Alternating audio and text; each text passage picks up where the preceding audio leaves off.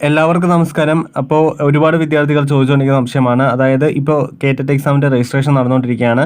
അങ്ങനെ കൊടുക്കുമ്പോൾ പല തെറ്റുകൾ സംഭവിച്ചു, അല്ലെങ്കിൽ എറർ സംഭവിച്ചു, അതുകൊണ്ട് ഞങ്ങളുടെ അവസരം നഷ്ടമാകുമോ, അല്ലെങ്കിൽ എക്സാം എഴുതാൻ പറ്റില്ലേ എന്നൊക്കെ പലരും ചോദിക്കുന്നുണ്ടായിരുന്നു. ഒന്നാമത്തെ കാര്യം പേയ്മെൻറ്റുമായി ബന്ധപ്പെട്ട കാര്യമാണ്. പേയ്മെൻറ്റ് ചിലപ്പോൾ ശരിയാവുന്നില്ല.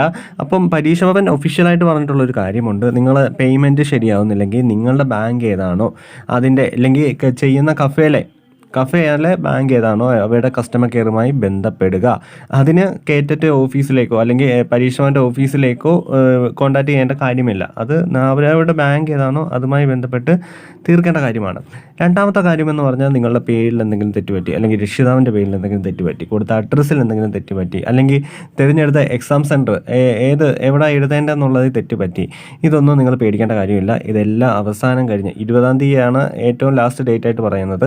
അതിനുശേഷം നിങ്ങൾക്ക് എഡിറ്റ് ചെയ്യാനുള്ള ഒരു ഓപ്ഷൻ തരും. അന്നേരം നിങ്ങൾക്ക് എഡിറ്റ് ചെയ്യാവുന്നതാണ്.